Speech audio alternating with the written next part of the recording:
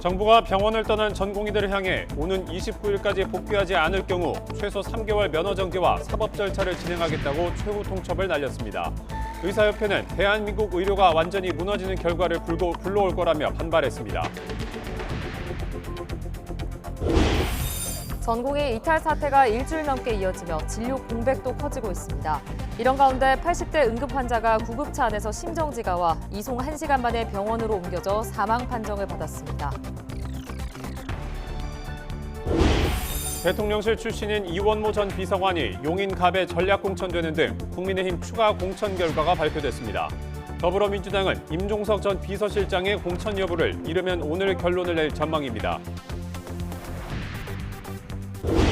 대한축구협회가 축구대표팀 임시감독을 오늘 선임할 것으로 보입니다. 현재 올림픽 대표팀을 맡고 있는 황선홍 감독이나 박항서 전 베트남 대표팀 감독 등이 물망에 오른 것으로 알려졌습니다.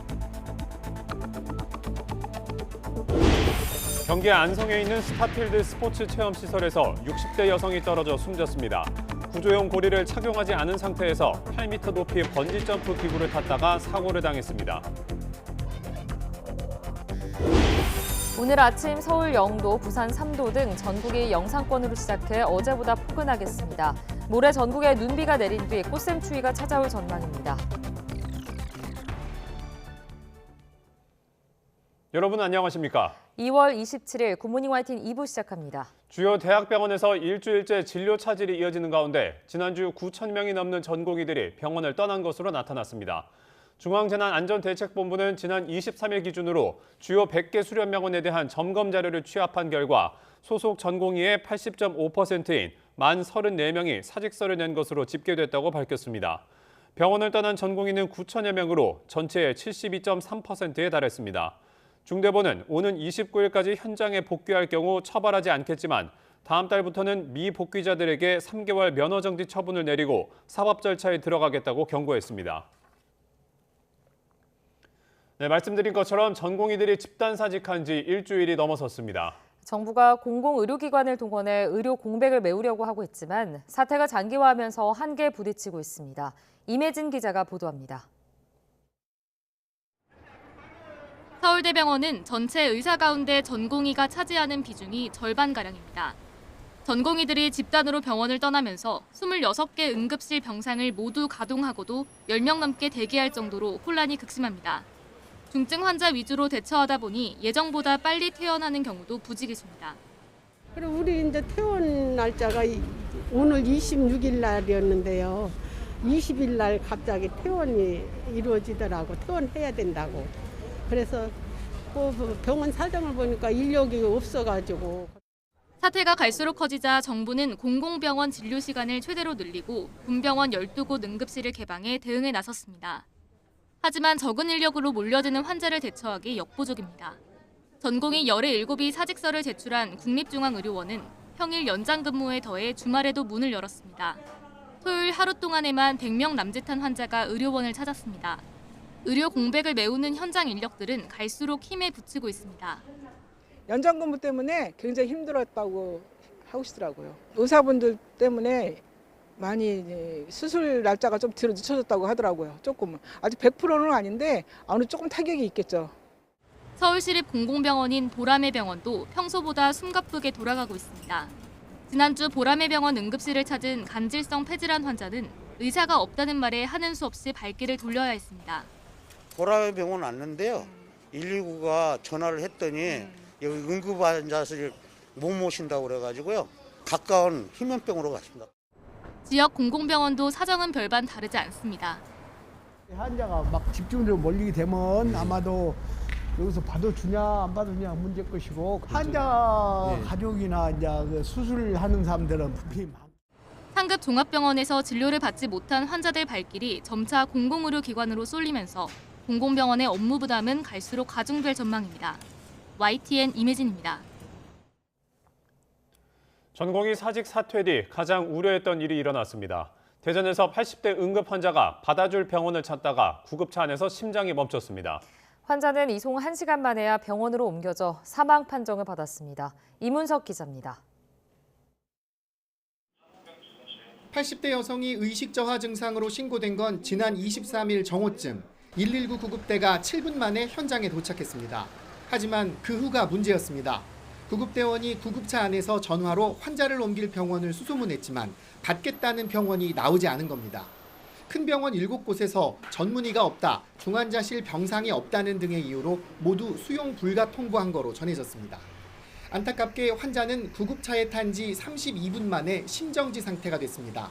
심정지는 긴급 상황인 만큼 이후 수용 의사를 밝힌 병원이 나왔습니다. 하지만 환자 상태와 보호자 의견, 지도의사 결정에 따라 해당 병원까지 가는 동안 심폐소생술 같은 연명 치료는 진행하지 않았습니다. 결국 환자는 이송 1시간 만에 병원 응급실로 옮겨졌고 의사의 사망 판정을 받았습니다. 병원 선정하는데 이제 시간이 좀 지체되는 상황에서 갑자기 심정지가 온 상황이기 때문에 저희도 그 부분은 좀 많이 안타깝게 생각하고 좀 더 빨리 병원에 이송을 할 수 있었으면 어땠을까. 전공의 사직 사태 뒤 이같이 구급 활동이 지연되는 사례가 속출하고 있습니다. 대전소방본부는 이로 인해 평균 7분 걸리던 환자 이송 시간이 13분으로 2배 가까이 늘었다고 밝혔습니다. 응급치료를 받기 위해 병원으로 이송되는 시간이 길어지면서 환자가 받아줄 병원을 찾다가 구급차 안에서 생을 마감하는 사태가 벌어지고 있습니다. YTN 이문석입니다. 국민의힘이 원조 친윤으로 꼽히는 사선의 권성동 의원과 대통령실 출신 이원모 전 인사비서관 등을 총선 후보로 확정했습니다. 서울 강남권과 TK 등 여당 우세 지역에선 국민 추천제를 통한 후보 추가 공모를 검토하고 있습니다. 박광렬 기자가 보도합니다. 국민의힘이 후보 선정 방식이 정해지지 않았던 지역구 68곳 가운데 6곳의 심사 결과를 추가로 발표했습니다.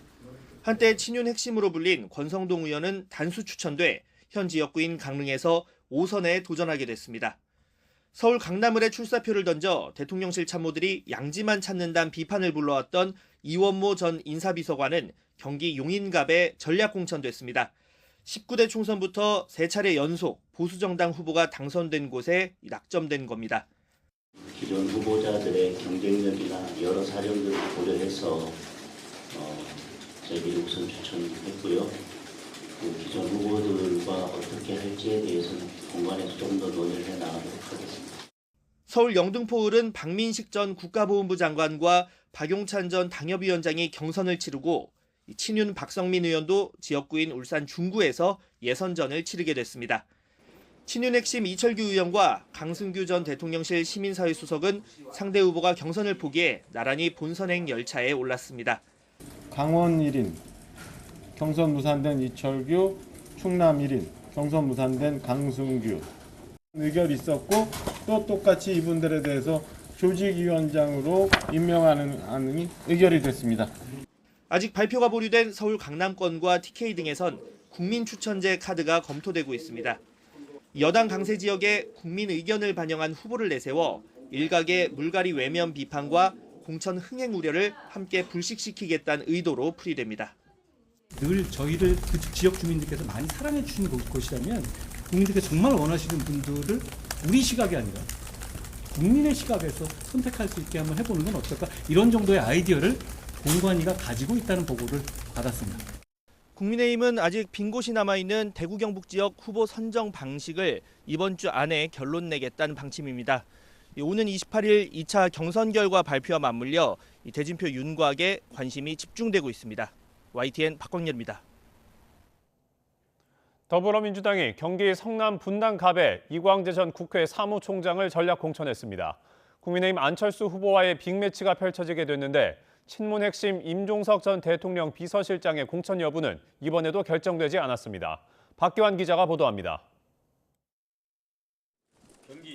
민주당이 경선을 치르지 않는 당 차원의 전략 공천 후보를 추가로 공개했습니다. 고 노무현 전 대통령의 핵심 측근이었던 이광재 전 국회 사무총장을 경기 성남 분당갑 후보로 확정했습니다. 국민의힘 안철수 의원이 버티고 있는 곳입니다. 현역 하위평가에 반발해 탈당을 선언한 김영주 국회 부의장의 지역구 서울 영등포갑도 새 인물로 채웠습니다. 최현일 전 영등포 구청장이 본선에 직행했습니다. 노웅래 의원이 공천에서 배제된 마포갑에는 영입 인재인 이지은 전 총경이 이름을 올렸습니다. 하지만 관심이 집중됐던 친문 핵심 임종석 전 대통령 비서실장의 공천 여부는 또 결론 짓지 못했습니다. 그 후보들하고 이제 새로운 또 후보들이 또 있지 않습니까? 이제 그 부분에 대해서 여러 가지 지역의 특장점, 또 후보의 경쟁력, 뭐 이런 점을 놓고 논의를 했던 것입니다. 공천을 둘러싼 비명계의 반발이 심상치 않은 상황에서 자칫 뇌관을 건드릴 수 있다는 판단이 작용한 것으로 보입니다. 임 전 실장이 배제될 경우 집단 반발로 이어질 수도 있기 때문입니다. 거기에서 유일하게 경쟁력이 있는 후보를 빼서 다른 곳으로 넣는다? 이걸 이해할 수 있는 사람이 누가 있겠습니까? 참 답답한 심정입니다. 하지만 속속 윤곽이 드러난 후보 선정 방식을 놓고 개파 간 신경전은 고조되고 있습니다. 친명 단수 공천, 비명 경선이라는 구도가 확연해지면서 비명계에선 공개적으로 불만이 터져나오고 있고 당이 이제 균형감 있게 잘 가면 상관이 없는데 문제가 자꾸 불거지기 때문에 어쨌든 지도부가 책임감을 가지고 논의를 하자는 거잖아요. 근데 그게 잘 이루어지고 있지 않아서 이에 맞서 친명계는 분란을 조장하지 말라며 물러서지 않는 모습입니다. 공천 내용이 임계점을 향해 가는 가운데 조만간 결정될 임종석 전 실장의 총선 거취가 민주당의 분열과 통합을 가를 분기점이 될 거란 관측이 많습니다. YTN 박견입니다. 이준석 대표가 주도하는 개혁신당이 김종인 위원장을 필두로 한 공천관리위원회 다치를 올렸습니다. 20석 이상을 총선 목표로 제시했는데 이낙연 대표의 새로운 미래도 민주당 이탈 의원 영입에 본격적으로 뛰어들며 새 분리기 경쟁에 나섰습니다. 임성재 기자가 보도합니다. 개혁신당의 공천 전권을 쥔 김종인 위원장이 지도부 회의에 처음으로 모습을 드러냈습니다. 합당 등 여러 불협화음으로 국민에게 실망감을 안겨준 게 사실이라며 대대적인 분위기 쇄신을 예고했습니다. 개혁의 방향을 확실히 세워 20석 이상을 확보하겠다고 강조했습니다. 목포는 이석수라는 건 뭐 여러분들이 너무 잘 알다시피 최소한도 교섭단체 정도는 만들 수 있는 의석이 될 수 있도록 노력을 할 수밖에 없는 거예요. 거대 양당보다 인적 자원이 부족한 만큼 선택과 집중을 통해 경쟁력 있는 후보를 서둘러 공천하겠다는 방침을 내비친 것으로 풀이됩니다. 이준석 대표에게 여당의 전통적 지지 기반인 대구 출마를 제안한 건 역시 연장선에 있습니다. 김종인 위원장님의 아마 그런 발언은 정권 심판이나 아니면 보수의 적장자론을 가지고 정확하게 정면 승부하자라는 취지의 말씀인 것 같습니다. 그래서 다 틀 안에 놓고 이제 검토를 한다. 이낙연 대표의 새로운 미래는 공천을 둘러싼 더불어민주당의 내홍을 공략하고 있습니다. 지체된 정의는 정의가 아니라며 거취를 고민하는 비명계 의원들에게 손을 내밀었습니다. 일단 선거까지는 가고 보자라고 말하는 동지들이 계시는데 그것은 정의를 지체하는 것이지요. 당장 현역평가 하위 통보를 받은 의원들이 1순위 영입 대상으로 거론되고 있습니다. 최대 30% 감점을 받으면 경선에서 탈락할 가능성이 큰 비명계 의원들이 적지 않기 때문입니다. 개인 의원들의 더 결단이 필요한 거니까 탈당 및 그 이후에 거취에 대한 거는 저희가 어떤 말씀을 드리는 거는 좀 적절치 않을 것 같고 아마 의원님들이 개별적으로 판단하고 결정하시는 대로 대표적 이낙연계로 꼽히는 설훈 의원은 탈당 가능성을 추가로 시사하기도 했습니다. 결정은 돼 있습니다. 그건 차분하게 발표를 하겠습니다만은 오늘이 월요일이니까 내일 모레까지는 발표를 할 생각인데요. 이번 주 거대 양당의 공천 심사가 큰 틀에서 마무리되면 제3지대의 이른바 이삭줍기 경쟁은 더욱 치열해질 것으로 보입니다. YTN 임성재입니다. 윤석열 대통령이 안보에 지장을 주지 않는 범위에서 전국적으로 339제곱킬로미터 규모의 군사시설 보호구역을 해제한다고 밝혔습니다. 또 충남이 실리콘밸리에 버금가는 첨단 산업기지가 되도록 뒷받침하겠다고 약속했습니다. 충남에서 열린 민생토론의 내용 직접 들어보시죠. 안보에 지장을 주지 않는 범위에서 적극적으로 주민 수요를 검토해 군사시설 보호구역을 해제하기로 결정했습니다. 이번에 전국적으로 해제하는 군사시설 보호구역의 규모가 1억 300만 평이 됩니다. 이제 군사시설 보호구역까지 해제되면 충남이 환황해권 경제 중심으로 비상하는 데 필요한 충분한 입지 공간 여건이 갖춰지는 것입니다. 미국 실리콘밸리의 버금가는 첨단 산업 기지가 되도록 정부가 확실하게 뒷받침하겠습니다. 아울러 충남이 미래 모빌리티 산업의 거점이자 대한민국 국방 산업의 중심으로 발전하도록 지원하겠습니다. 서울 개포동 DH 포스티어 아이파크 아파트 무순위 청약 3가구 모집에 100만 명이 넘는 신청자가 몰린 것으로 나타났습니다. 한국부동산원 청약홈 홈페이지를 보면 무순위 청약 3가구 모집에 101만 3,456명이 접수해 평균 경쟁률 78만 8,384대 2를 기록했습니다.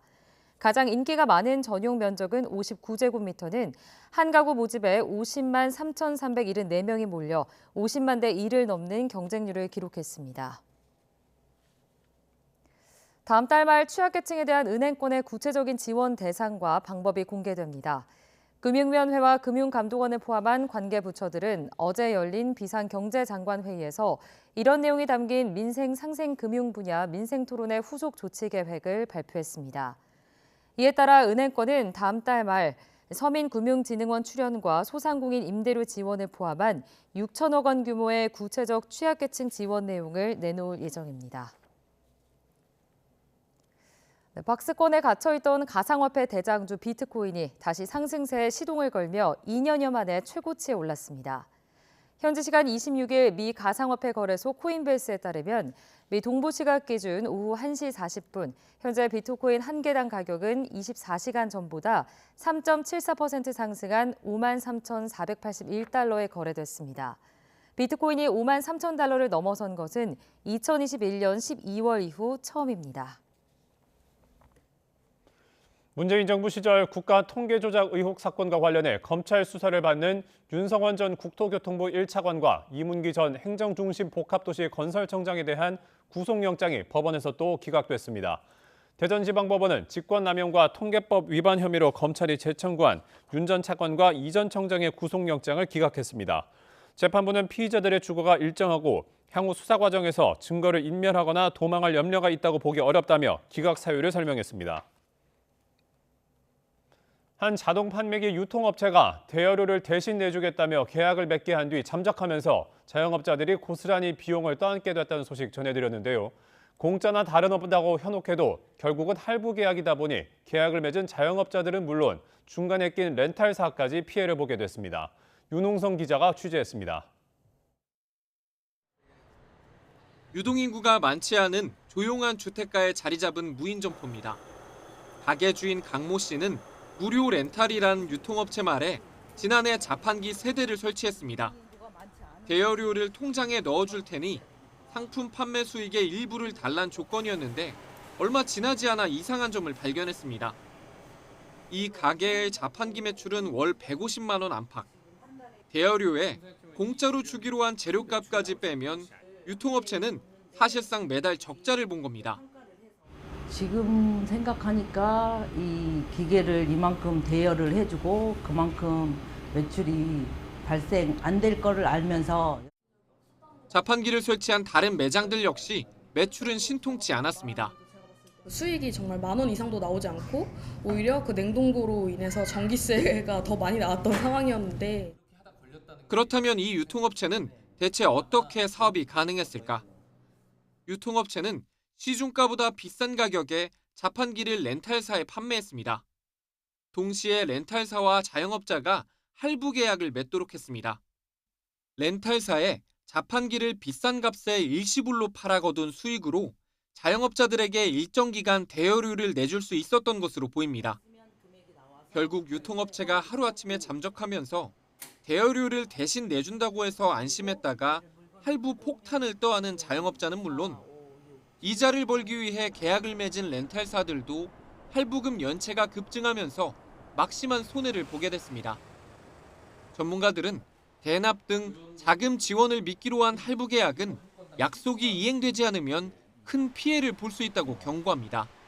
직접 내가 렌탈 비용을 부담하지 않는다라고 생각을 하다 보니까 그 가격이 비싼지 비싸지 않은지 이런 것들을 객관적으로 검토하기가 어려운 구조가 되거든요.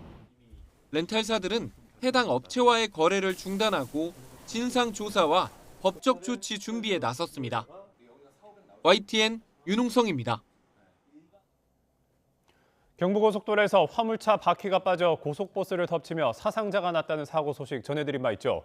이 타이어를 교체한 지 얼마 안 됐거나 대형 화물차의 무게를 지탱하는 보조 바퀴인 가변축을 자주 사용하지 않는 경우에는 소홀한 점검이 대형 사고로 이어질 수 있습니다. 우종훈 기자가 보도합니다.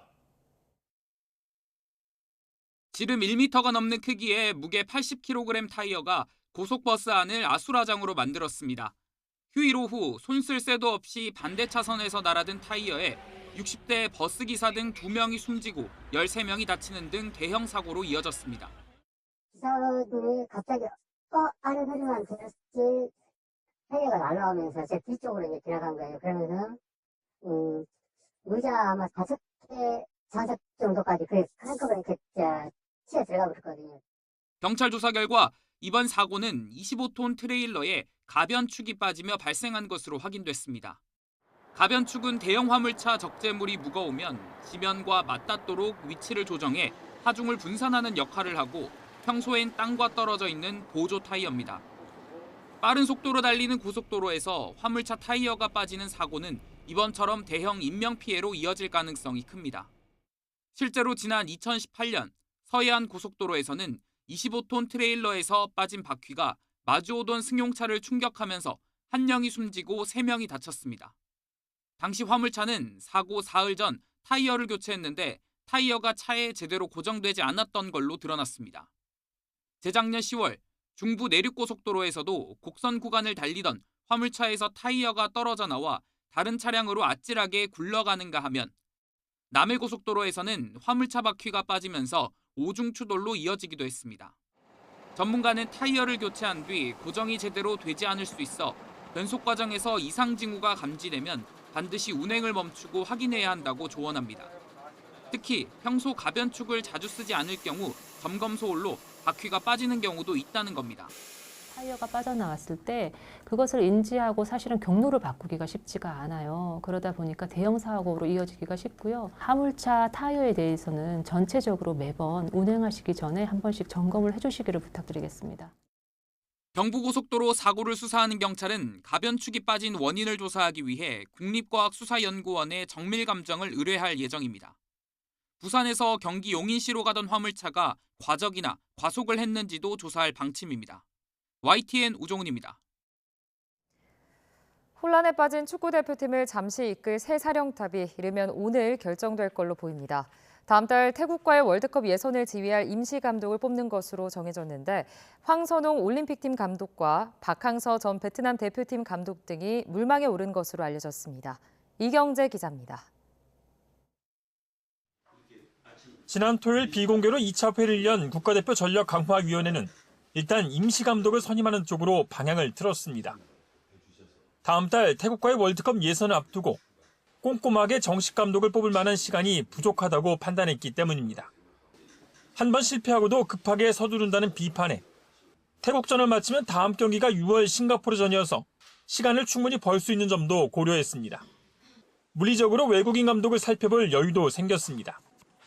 임시 감독으로 가고 또 시간이 또 좀 있기 때문에 그 안에 외국 감독부터 시작해서 많은 어떤 지도자들을 좀 접촉을 하고 그러는 걸로 저는 결론이 났기 때문에 태국과의 2연전을 이끌 임시 감독은 가능한 빠르게 선임할 계획입니다.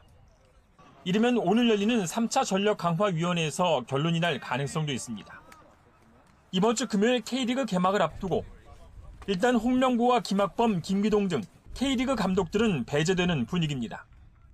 다시 이렇게 제 이름이 거론되는 것에 대해서는 좀 많이 불편했는데 지금은 여러분 다 아시는 것 같이 전혀 제가 그 안에 역할을 할 수 있는 자리가 아니었기 때문에 현실적인 대안으로 올림픽팀을 맡고 있는 황선홍 감독과 베트남을 이끌고 태국과 많은 경기를 치렀던 박항서 감독 등이 물망에 오르고 있습니다. YTN 이경재입니다. 치매 연구의 핵심은 조기 진단과 예측, 그리고 증상을 늦추고 치료하는 데 있습니다. 이를 위해 세계적으로 디지털 기기에 대한 관심과 개발이 점차 가속화되고 있는데요. 우리나라 대학이 미국 대학과 맺은 업무 협약으로 개발한 의료기기 상용화나 판로 개척에 큰 도움이 될 것으로 보입니다. 나연우 기자입니다. 하버드, MIT와 함께 미국 바이오 클러스터 핵심 연구기관인 보스턴 대학교 의과대학, 우리나라 대학의 기술 이전으로 한 업체가 개발한 디지털 기기를 보여주고 실증 과정도 설명합니다.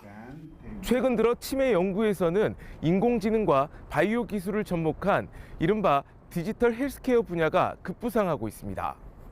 치매를 조기에 진단하고 발병을 예측하는 건 물론 치료와 증상을 늦추는 모든 과정에 디지털 기기를 활용할 수 있습니다. 기기를 몸에 차기만 하면 돼서 범용성이 큰 데다 실시간으로 생체 정보를 파악할 수 있고 시간 흐름에 따른 미세 변화도 추적 관찰이 가능합니다. 55세에서 75세까지 어르신 대상으로 40Hz 음파 진동을 이용해 기억력과 인지기능 개선, 스트레스와 우울감 감소에 도움이 될 수 있는 연구자 주도 임상을 광주 치매 코호트 연구단과 진행 중입니다. 또 병원에서 어쩌다 한번 검사하는 것보다 훨씬 높은 신뢰도를 가진 정보를 축적할 수 있어서 연구에도 큰 도움이 됩니다. A smartphone has at least about 27 sensors, right? So that means that every person is walking around with a computer in their hand. And that computer is collecting data. 업무 협약을 맺은 한미 두 대학이 협력해 디지털 기기를 실증하면 장점이 더욱 커집니다. 양 대학의 연구 결과를 밑바탕으로 식약처와 FDA에 각각 승인을 받아낼 수 있기 때문입니다. 기술 이전을 받은 업체 입장에서도 해외 시장까지 진출하는데 시간을 크게 단축할 수 있어서 유리합니다. 효능에 대해서 객관적으로 입증할 수 있는 어떤 기회가 저희들한테 부여된다고 볼 수 있고, 그것은 곧 우리 한국에서 개발된 의료 기술, 디지털 헬스 케어 기술들을 글로벌라이즈 하는데, 세계화하는데 꼭 필요한 그러한 어떤 플랫폼이 된다. 적게는 10수년에서 많게는 70여 년 넘는 세월 동안 동일 집단 연구를 진행하고 있는 한미 두 대학. 이번 업무 협약으로 세계적인 흐름이 된 디지털 의료기기를 실증하고 사업화할 뿐만 아니라 판로를 넓히는데 유리한 고지를 밟게 됐습니다. 미국 보스턴에서 YTN 나연호입니다. 장재현 감독의 오컬트 영화 파묘가 개봉 나흘 만에 관객 200만 명을 돌파했습니다. 영화관 입장관 통합 전산망 집계 결과 파묘는 지난 23일부터 25일까지 관객 수 196만 3천여 명을 모아 누적 관객 수 229만 명을 기록했습니다. 매출액 점유율은 76.5%로 개봉 첫 주말 박스오피스 1위에 올랐습니다.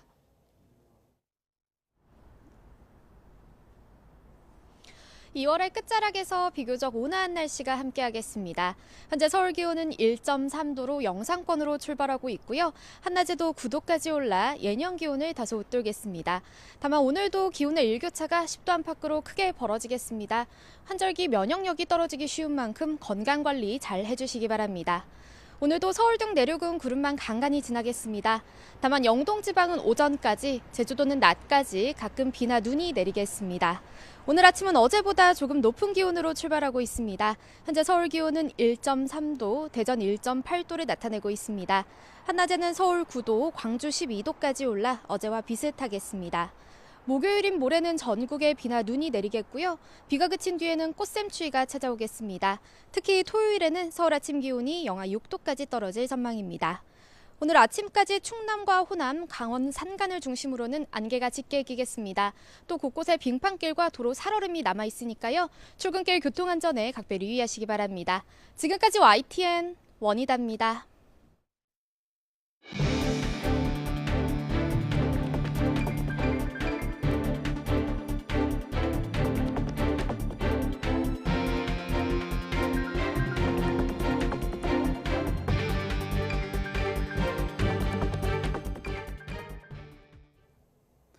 의과대학 증원을 놓고 정부와 의료계가 대치 중인 가운데 앞다투어 증원 수요를 제출했던 의대들이 한 발 빼는 모습입니다. 증원 신청 기한을 연기해달라며 제출을 미루려는 움직임에 교육부는 즉각 불가 입장을 밝히고 예정대로 진행하겠다고 압박했습니다. 김연아 기자가 보도합니다. 의대 증원과 관련해 현재 정부는 대학별 증원 수요 조사를 다시 진행하고 있습니다. 앞서 대학들은 현재 시설로도 2,000명을 더 교육할 수 있다고 답했는데 교육부는 4일까지 증원 희망 인원을 최종 확인한 뒤 대학별 정원 배정을 시작할 계획입니다. 그런데 전국의 의과대학 학장들이 정원 신청 기한을 연기해달라고 요청했습니다. 사회적 합의를 끌어낼 때까지 기한을 미뤄달라는 건데 교육부는 즉각 불가 입장을 밝혔습니다. 대학 수시 일정을 놓고 역산한 최후의 데드라인이라 조정할 수 없다는 겁니다. 정원 수요 조사를 거부하는 건 사실상 불가능하고 대학별로는 의대 정원을 대폭 늘리려는 곳들도 있어서 교육부는 이번 조사에서도 최소 2,000명 이상 증원 신청이 나올 거라고 예상하고 있습니다.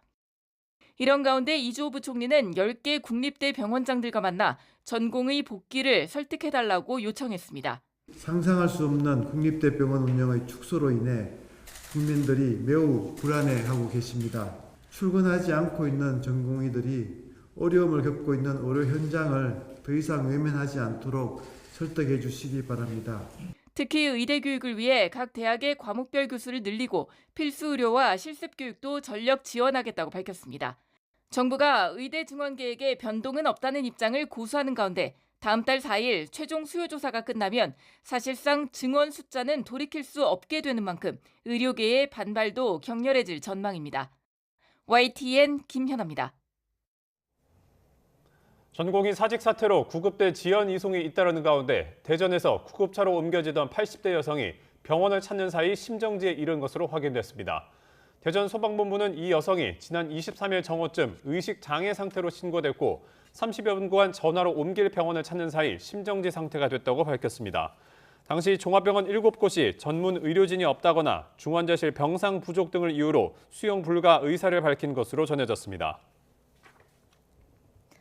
의대 정원 확대 반대하는 전공의들의 집단 이탈 사태가 길어지는 데 대해 김관영 전북특별자치도지사가 환자들에게는 의료인들과 손길이 절실하다며 호소문을 발표했습니다.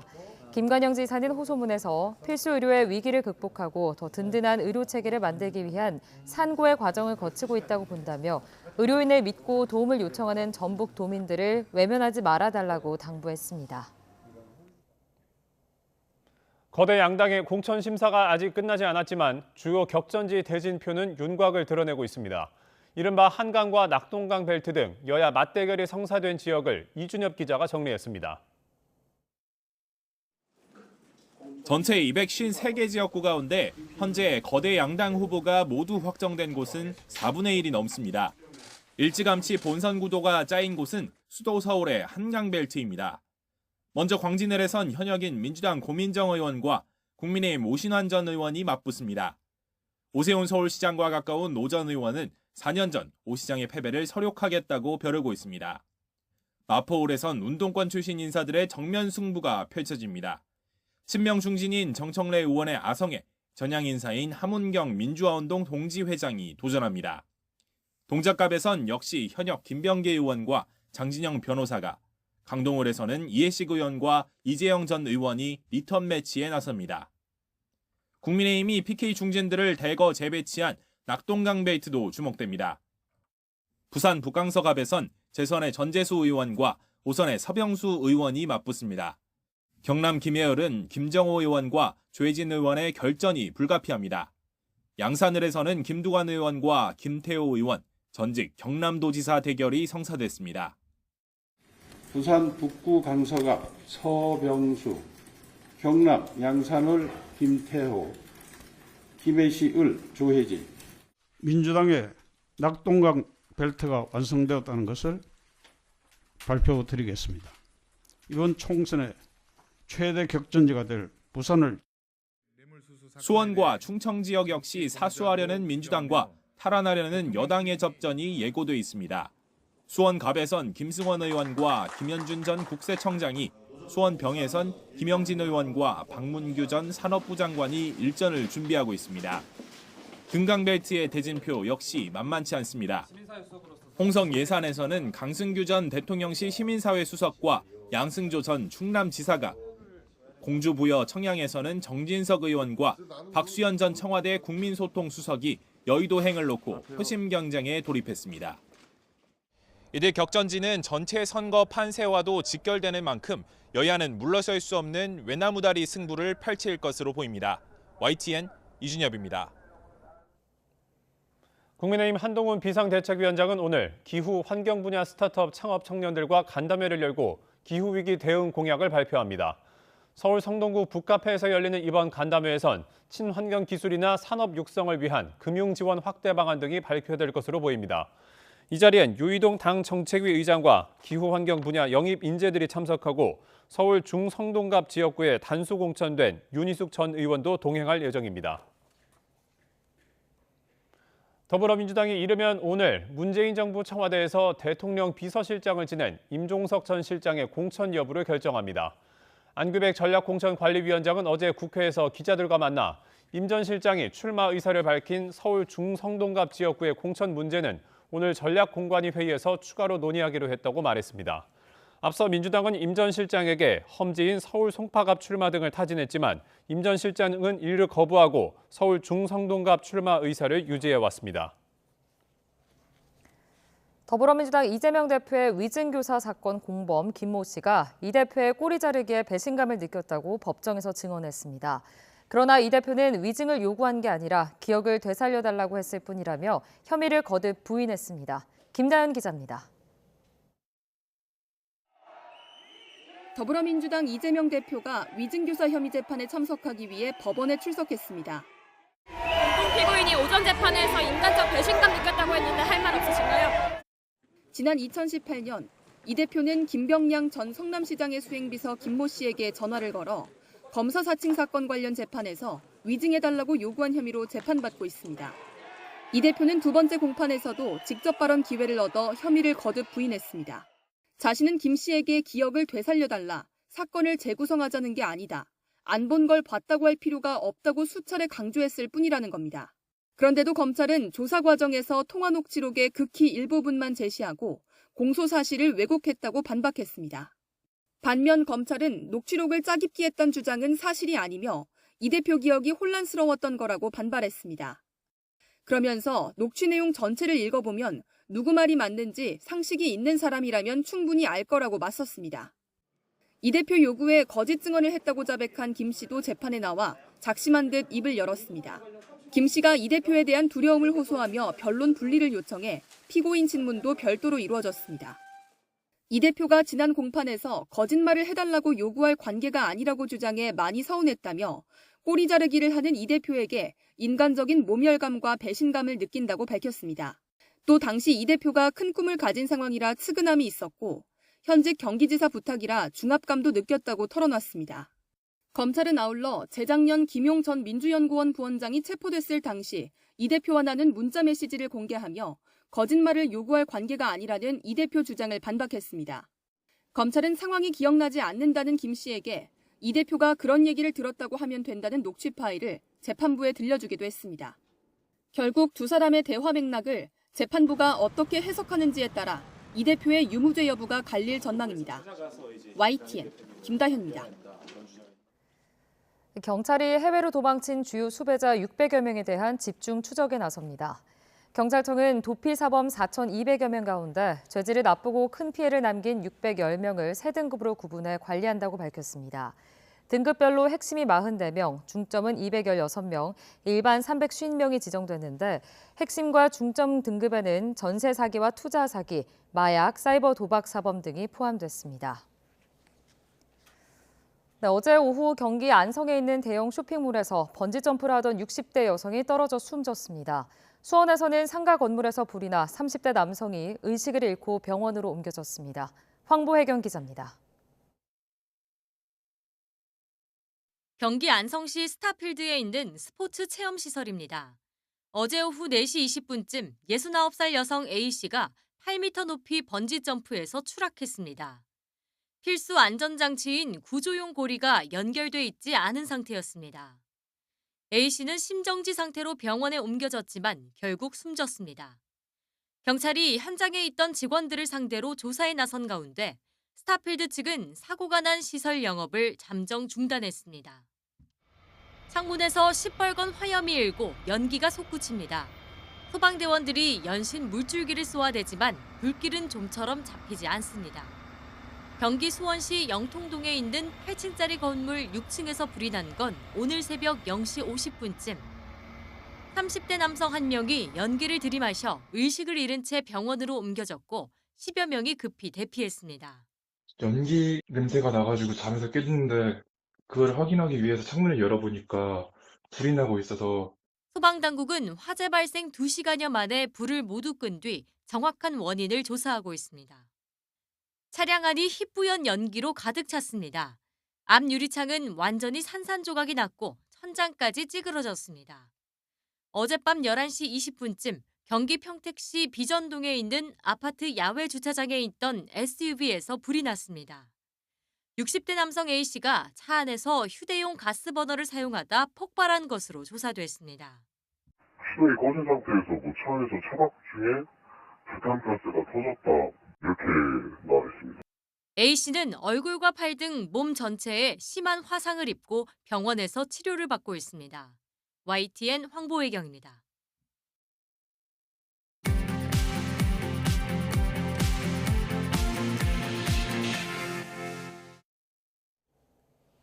이 시각 세계는입니다. 러시아의 우크라이나 침공 이후 본격화된 북유럽의 안보 지형 재편이 빠르게 가시화하고 있습니다. 나토 회원국 중에 마지막으로 헝가리 의회가 스웨덴의 나토 가입 비준안을 가결하면서 스웨덴은 조만간 32번째 회원국으로 가입할 전망입니다. 보도에 이상순 기자입니다. 현지 시간 26일 헝가리 의회가 스웨덴의 나토 가입 비준안을 마침내 가결했습니다. Az országgyűlés a törvényjavaslatot 188 igen, 6 nem szavazattal tartózkodás nélkül elfogadta. 이로써 스웨덴은 나토 합류를 위한 회원국의 마지막 동의를 확보했습니다. 스웨덴은 이르면 다음 달 1일 나토의 32번째 회원국이 될 전망입니다. Sverige lämnar nu 200 år av neutralitet och alliansfrihet bakom oss. Det är ett stort steg. Det ska vi ta på allvar. Men det är också ett mycket naturligt steg som vi tar. 나토는 스웨덴을 품으면서 전략적 요충지인 발트해에서 러시아를 완전히 포위하게 됐습니다. 발트해 연안에는 러시아 제2의 도시 상트페테르부르크와 핵심 군사기지로 꼽히는 칼리닝그라드가 있습니다. 이곳과 인접한 리투아니아 등 나토 회원국들은 러시아가 칼리닝그라드에 핵무기를 배치했다는 의혹을 제기하면서 안보 불안감을 호소해왔습니다. 이에 따라 나토는 스웨덴 동남부의 고틀란드 섬을 주축으로 방어선을 재구축할 것으로 보입니다. NATO gains a member that is serious and capable, and it removes a factor of uncertainty in Northern Europe. The final piece of the puzzle falling into place, making NATO's position in the Nordic-Baltic region whole. 스웨덴은 1814년 마지막으로 전쟁을 치른 이후 200년 넘게 비동맹 중립 노선을 견지한 나라입니다. 그러나 러시아의 우크라이나 침공으로 불안감이 고조되자 미국 주축의 안보 우산을 택한 셈입니다. There were all kinds of alternative plans. Some of them might have been good too, but at this juncture, sure, I'm relieved. More than happy, I guess, yeah. 스웨덴은 전투기를 생산해 수출하는 북유럽의 군사 강국이지만 앞으로는 나토의 틀 안에서 군사 안보 능력 강화에 속도를 낼 것으로 예상됩니다. YTN 이상순입니다. 두 달째 지속 중인 유럽 농민들의 트랙터 시위가 현지 시간 26일 유럽연합 본부 문턱까지 진격하면서 점차 격화하고 있습니다. 이달 초 EU 정상회의 이후 농업장관회의가 열린 벨기에 브뤼셀에 다시 집결한 프랑스와 벨기에 등지 농민들은 우크라이나산 농산물 수입과 소득 감소에 항의해 타이어 더미에 불까지 지르는 등 격렬한 시위를 벌였습니다. 조 바이든 미국 대통령이 미국인의 민감한 개인정보가 중국 등 적대국에 넘어가는 걸 막으려는 행정명령에 이르면 이번 주에 서명할 것이라고 워싱턴 포스트가 보도했습니다. 행정명령은 미국 기업들이 유전자 정보와 생체 정보, 위치 정보 등 민감한 개인 정보를 중국과 러시아, 이란 등 우려 국가에 판매하는 걸 금지하는 내용을 담고 있습니다. 부동산 부풀리기 사기대출 혐의에 대한 민사재판 1심에서 6천억 원 이상의 벌금형을 선고받은 도널드 트럼프 전 대통령이 공식 항소했습니다. 트럼프 전 대통령 측 변호사들은 현재 시간 26일 뉴욕 맨해튼 지방법원의 1심 판결을 뒤집어달라고 요청하는 항소장을 뉴욕 항소법원에 제출했습니다. 미국의 한 현역 군인이 수도 워싱턴 DC에 있는 이스라엘 대사관 근처에서 팔레스타인에 대한 지지를 호소하며 분신했습니다. 보도에 따르면 현역 미 공군 한 명이 훈련복을 입은 상태로 현지 시간 25일 오후 1시쯤 이스라엘 대사관 앞에서 분신했고 현장에서 불을 끈 경호와 소방 당국자들에 의해 병원으로 옮겨졌지만 결국 사망했습니다. 러시아 반정부 정치인 알렉세이 나발니가 감옥에서 사망하기 직전 러시아 정부의 암살 요원과 교환하는 방식으로 석방될 수 있었다는 주장이 나왔습니다.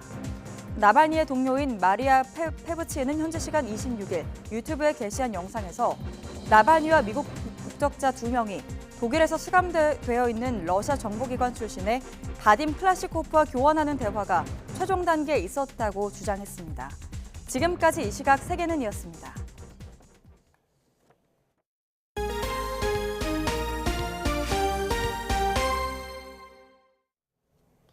금사과, 금배로 불리며 치솟고 있는 과일 가격이 내려가지 않고 있습니다. 올해 연간 생산량 자체가 줄다 보니 햇과일이 나오는 여름 이후에나 가격이 다소 안정될 걸로 보입니다. 김선희 기자입니다. 천정부지로 가격이 올라 큰맘 먹어야 살 수 있는 사과와 배. 명절이 지나면 내려갈까 했지만 마냥 그 가격입니다. 사과를 항상 먹고 있는데 너무 가격이 비싸니까요. 어떻게 가보니까는 하나에 5,000원도 하더라고요. 그래갖고 안 되겠다 해갖고는 길로 대체하고 있어요. 1년에 한 번 생산되는 사과와 배는 저장했다 출하돼서 생산량이 줄면 가격에 계속 영향을 미치기 때문입니다. 따라서 햇과일이 나오는 올 여름에야 어느 정도 안정될 전망입니다. 7, 8월이면 아오리, 홍로, 양광순으로 이제 사과, 햇과일이 나오기 시작할 텐데요. 금년도 적항이 양호할 경우에는 그 가격은 지금보다 안정될 것으로 전망이 됩니다. 신선과일 가격이 고공행진을 계속하며 냉동과일 수입량은 사상 최대를 기록했습니다. 냉동과일은 해마다 4%씩 성장해 왔는데 지난해는 6만 4천 톤으로 1년 전보다 6% 이상 늘었습니다. 가격도 낮은 편이지만 저장성이 높아 알뜰 소비자들에게 많이 팔리고 있습니다. 냉동과일 중에 블루베리가 가장 많이 팔리고 있고 다음은 망고, 그 이외에도 딸기나 다른 품목으로 수요가 확대되고 있습니다. 정부는 과일 가격이 물가 불안을 부추기는 만큼 수입 과일 물량을 확대하기로 했습니다. 우선 다음 달 말까지 과일 관세 인하 물량 2만 톤을 추가 배정합니다. 또 대형마트도 할당 관세 물량을 받아 과일 가격을 낮출 수 있도록 관련 규정도 바꿀 계획입니다. YTN 김선입니다. 택시 완전 월급제 시행 등을 요구하다가 분신에 숨진 택시 노동자 고 방용환 씨의 유족이 회사 대표를 엄중 처벌하라고 촉구했습니다. 방용환 열사 대책위원회는 어제 저녁 7시 고인의 빈소가 차려진 서울 종로구 서울대병원 장례식장 앞에서 추모 문화제를 열었습니다. 유족 측은 고인이 소속됐던 택시업체 해성운수를 향해 서울시와 고용노동부 처분대로 밀린 임금을 지급하고 전액관리제를 시행하라고 말했습니다. 마약에 취해 상의를 벗고 서울 강남 일대 길거리를 배회하며 난동을 부린 30대 작곡가가 구속됐습니다. 서울 강남경찰서는 지난 24일 30대 남성 작곡가인 최모 씨를 구속했습니다. 최 씨는 지난 22일 필로폰을 투약하고 서울 삼성동에 있는 무인 카페에서 난동을 부리며 집기류를 부순 혐의를 받습니다. 오늘도 아침에는 다소 쌀쌀하지만 한낮에는 비교적 온화하겠습니다. 현재 1.3도를 보이고 있는 서울 기온, 한낮에 9도까지 오르겠고요. 광주도 12도까지 올라 예년 기온을 다소 웃돌겠습니다. 크게 벌어지는 일교차를 조심하셔야겠습니다. 오늘 아침까지 충남과 호남, 강원 산간을 중심으로는 안개가 짙게 끼겠습니다. 또 여전히 빙판길과 도로 살얼음이 남아있어 교통안전에 유의하셔야겠습니다. 오늘 내륙은 대체로 구름만 많은 날씨를 보이겠습니다. 다만 영동 지방은 오전까지, 제주도는 낮까지 가끔 비나 눈이 내리겠습니다. 또 충청 이남을 중심으로는 바람이 강하게 불겠습니다.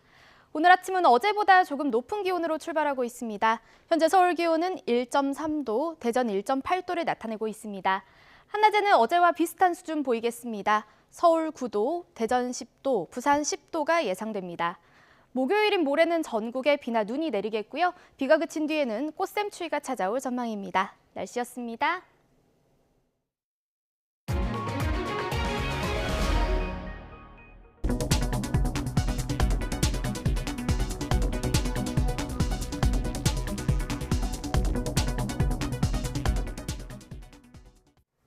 굿모닝 YTN 2부 마칩니다. 잠시 후 6시 50분 3부에서 뵙겠습니다.